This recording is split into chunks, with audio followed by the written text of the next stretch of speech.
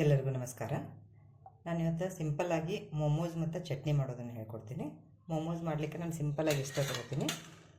ಹೆಚ್ಚಿರುವಂಥ cabbage ಅಥವಾ ಎಲೆಕೋಸ್ ಅಂತಿರಲ್ಲ ಅದು, ಇದು ಹೆರಿದಿರುವಂಥದ್ದು ಗಜ್ಜರಿ, ಕೊತ್ತಂಬರಿ ಮತ್ತು ಅಲ್ಲ ಬೆಳ್ಳುಳ್ಳಿ ಪೇಸ್ಟು, ಇಷ್ಟನ್ನು ನಾನು ಹಾಕಿ ಮಾಡ್ತೀನಿ. ಸಿಂಪಲ್ಲಾಗಿ ರುಚಿಯಾಗಿರ್ತದೆ.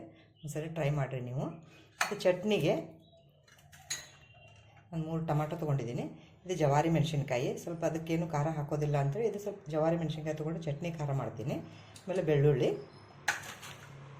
ಸ್ವಲ್ಪ ಸೋಯಾ ಸಾಸು 1 ಸ್ಪೂನು, ಆಮೇಲೆ ಬೇಕಾಗುವಷ್ಟು ಉಪ್ಪು. ಇದನ್ನು ಸ್ಟಫಿಂಗ್ ಹೆಂಗೆ ಮಾಡೋದು ಅಂತ ಹೇಳ್ತೀನಿ. ಈಗ ಕಡಾಯಿ ಬಿಸಿಯಾಗಿದೆ.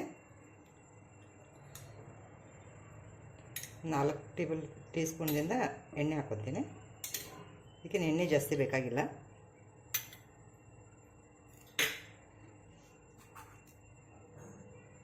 ಇದಕ್ಕೆ ನಾನು ಡೈರೆಕ್ಟಾಗಿ ಎಲೆಕೋಸು ಮತ್ತು ಗಜ್ಜರಿಯನ್ನು ಸೇರಿಸ್ಕೊತೀನಿ.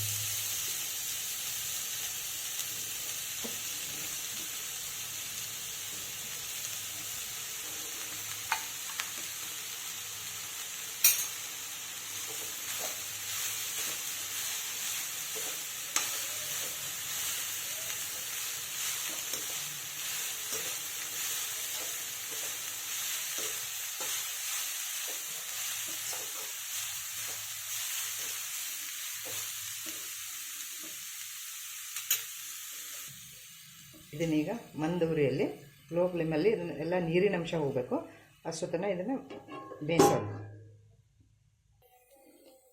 ಇದನ್ನು ನಡು ಆವಾಗ ಸ್ವಲ್ಪ ಎಡ್ಸ್ತಾ ಇರಬೇಕು, ತಳ ಹತ್ತಬಾರ್ದು ಅಂತ.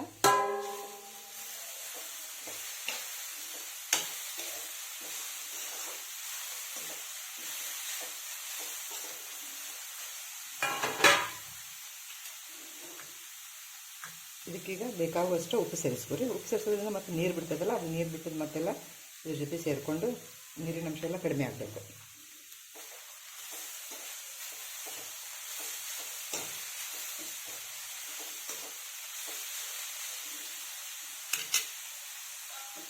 ಒಂದು 2 ನಿಮಿಷ ಬೇಯಿಬಿಡೋಣ.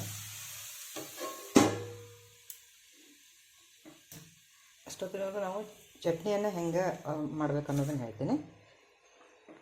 3 ಟೊಮಾಟೊ ತೊಗೊಂಡಿದ್ವಲ್ಲ, ಟೊಮಾಟೊ ಮತ್ತು ಇದು ಕೆಂಪು ಮೆಣಸಿನ್ಕಾಯಿ, ಇದನ್ನು ಕುಕ್ಕರ್ ಮಾಡೋಕ್ಕೆ ಇಡೋಣ. ಒಂದು ಅರ್ಧ ಗ್ಲಾಸ್ ನೀರು ಹಾಕಿ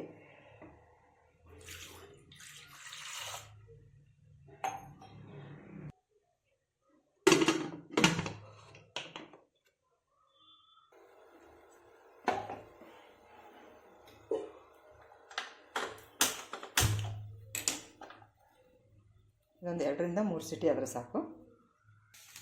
ಇದನ್ನು ಇನ್ನೂ ಸ್ವಲ್ಪ ತಯಾರಿಸೋಣ.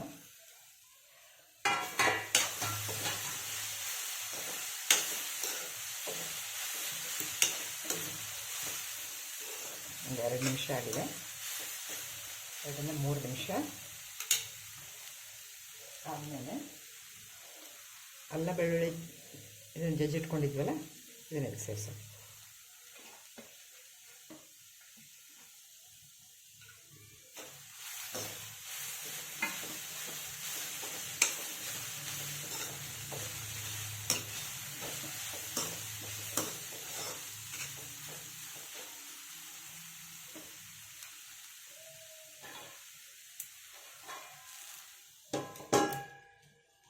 ಇನ್ನೊಂದು ನಿಮಿಷ ಇಡೋಣ. ಈಗಿದ ಬೆಂದಿದೆ.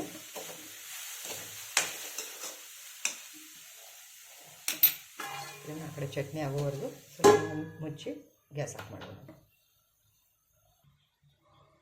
ನಾನೀಗ ಸ್ಟಫಿಂಗ್ ಏನು ಮಾಡಿಟ್ಟಿದ್ದೀವಲ್ಲ ಅದನ್ನು ತುಂಬಲಿಕ್ಕೆ ಗೋಧಿ ಹಿಟ್ಟು ಮತ್ತು ಸ್ವಲ್ಪ ಮೈದಾ ತೊಗೊಂಡಿದ್ದೀನಿ. ಬೇಕಂದರೆ ನೀವು ಬರೀ ಗೋಧಿ ಹಿಟ್ಟಿಂದನೂ ಮಾಡ್ಬೋದು, ಬರೀ ಮೈದಾದ್ದು ಮಾಡ್ಬೋದು. ನಾನು ಸ್ವಲ್ಪ ಗೋಧಿ ಹಿಟ್ಟಿಗೆ ಸ್ವಲ್ಪ ಮೈದಾ ಹಾಕ್ಕೊಂಡಿದ್ದೀನಿ. ಒಂದು 2 ಸ್ಪೂನು ಎಣ್ಣೆ ಹಾಕ್ಕೊಳ್ತೀನಿ. ಸ್ವಲ್ಪ ಉಪ್ಪು ಸೇರಿಸ್ಕೊತೀನಿ. ಸೇರಿಸಿ ಚೆನ್ನಾಗಿ ಮಿಕ್ಸ್ ಮಾಡಿ ನಾದಿಟ್ಕೊತೀನಿ.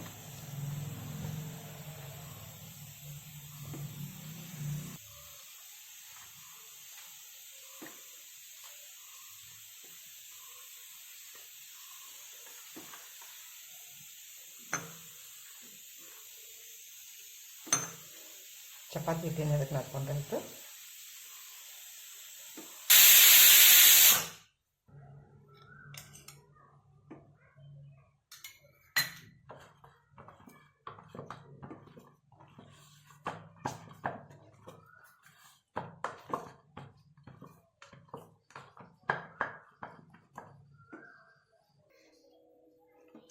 ಈಗ ಈ ಸ್ಟಫಿಂಗ್ಗೆ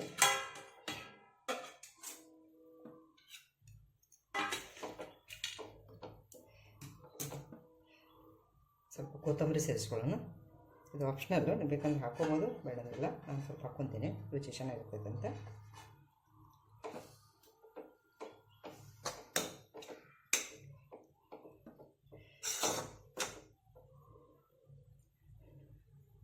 ಇದನ್ನ ಸ್ವಲ್ಪ ತಣ್ಣಗಾಗಕ್ಕೆ ಬಿಡೋಣ. ಇದಕ್ಕೆ ಬೇಕಂದರೆ ನೀವು ಡನ್ ಮೆಣಸಿನ್ಕಾಯಿ ಇರ್ತೈತಲ್ಲ, ಅದನ್ನು ಸಣ್ಣಗೆ ಹೆಂಚಿನೂ ಅದನ್ನು ಸೇರಿಸ್ಕೋಬೋದು. ಅದು ಒಂಥರ ರುಚಿ ಕೊಡ್ತದೆ. ಈ ಬೆಳ್ಳುಳ್ಳಿನ ಸಣ್ಣಗೆ ಹೆಂಚಿಟ್ಕೊಳ್ಳಿ.